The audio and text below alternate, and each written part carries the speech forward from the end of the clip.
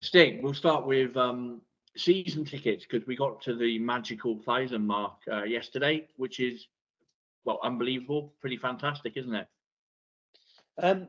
Yeah, absolute madness in many ways. I think when you set off on the season ticket sales process, you have hopes of reaching last year's, but to have surpassed that already, at the early bird stages, it's incredible, really, as you quite rightly say. It's probably no secret that last year was a disappointment in the end, and at times the football at Edgar Street wasn't fantastic to watch and wasn't particularly entertaining. So for so many supporters to have put their faith in what Paul's trying to build and put their support behind the club, and you're going to be blunt about it, put their money where their mouth is and really throw their support behind the club. It's extraordinary. I can't say thank you enough to every single person that's bought a season ticket. If there are people out there that are wavering, please don't waver any longer. Go on, buy one, give it a go, see what happens.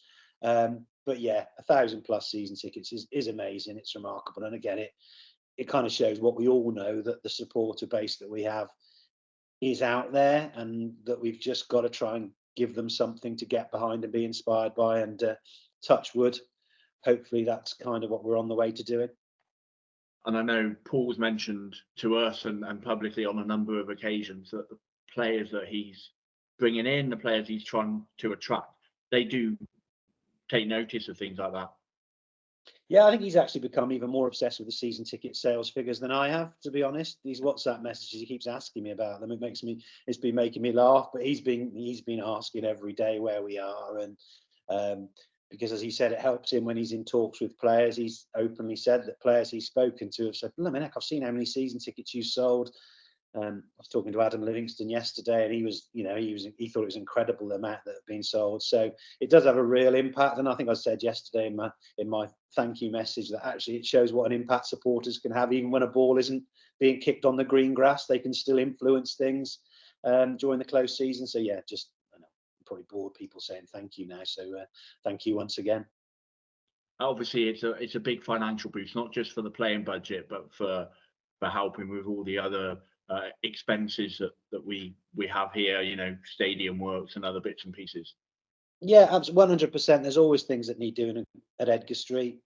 As beautiful as he is. There are things that need doing. It's an old stadium. There are going to be things, unexpected things that we have to address, and any extra money that we can get in above budget or above our expectations, we can actually start making sure we've got a contingency to try and address those issues, because what you don't want is a nasty surprise and then be scrabbling around to try and work out where you're going to pay it, how you're going to pay for it. So it will give us the scope to do contingency. That contingency might be something that we, in the end or further down the line, we might decide actually part of that contingency could be invested in a player or just to help Paul.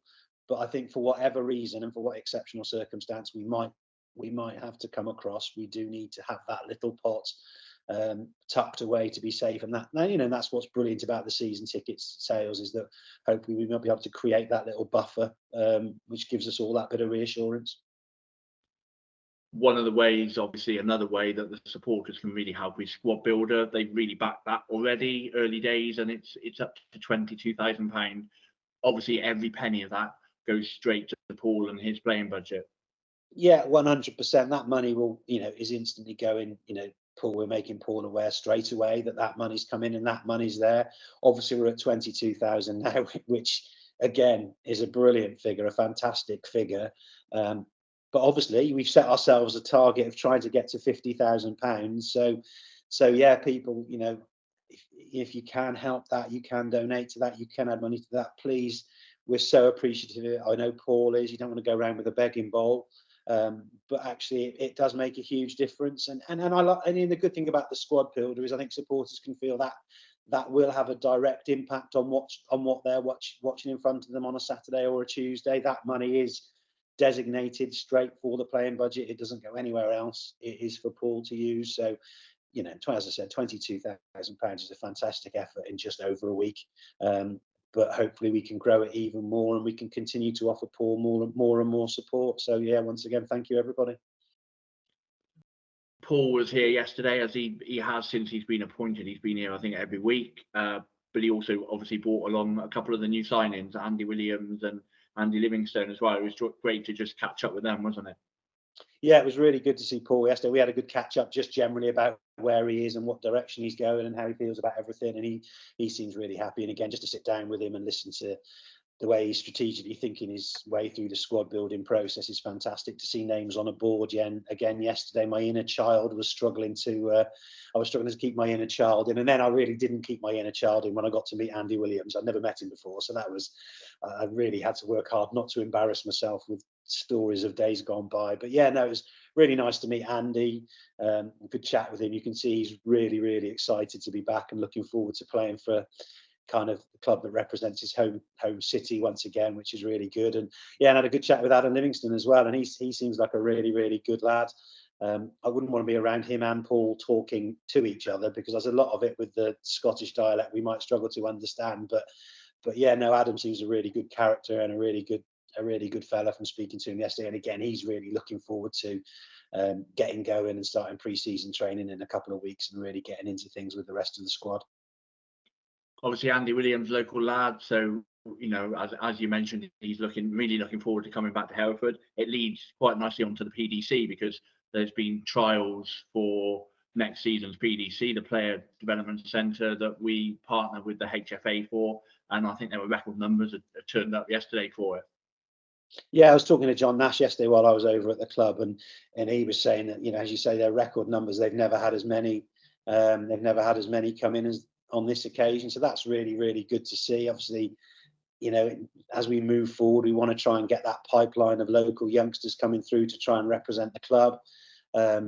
It's just so important, and if we can get that right and we can start to grow that, then it'll be fantastic. I mean, we've had the most brilliant example of what a local Herefordshire lad can do in football this league, with Jared Bowen obviously scoring the winning goal for West Ham. I mean, it was an amazing moment on so many levels. I'm sure for West Ham it was even more amazing, and for Jared and his family. But you just couldn't help and smile and just think, what an inspiration someone like him has. I mean, his story is fantastic. The fact that he suffered rejection when he was younger, fought back, came through the Hereford United youth programme, got his opportunity when Beach took over at the end of that season, scored the goal against Alfreton, and kind of from there. And he was clearly, I said in a tweet yesterday, he was clearly a very talented player, but it just shows you what hard work, resilience, real commitment and desire can get you. And I just think it's a fantastic example for youngsters, football mad youngsters right across Herefordshire, that if you really want it and you're really willing to commit to it, that's what you can achieve. And just congratulations to Jared and congratulations to his family. I mean, he was obviously Hereford United, came through at Hereford United rather than Hereford's FC, but I think we all, rightly or wrongly, felt a part of that. It was funny because my son, I had to leave the room at the moment, and I literally was gone into the other room, and all of a sudden my son was just screaming Jared repeatedly at the top of his voice. And he's such a wind-up merch, and I thought he was just having me on because we'd been pulling for it to happen for the entire game. And then I just came in, and by then he was just going, "Please don't be offside, please don't be offside," and it was just brilliant. And that just shows, he's a 16-year-old football mad lad, and it just shows the impact he can have. And I'm sure that scene was kind of repeated, right across Herefordshire, and in all honesty, right across the country. So yeah, fantastic. And link that to the PDC, it just shows what can happen, and there's opportunities to go for girls and boys now across the football, which is absolutely fantastic.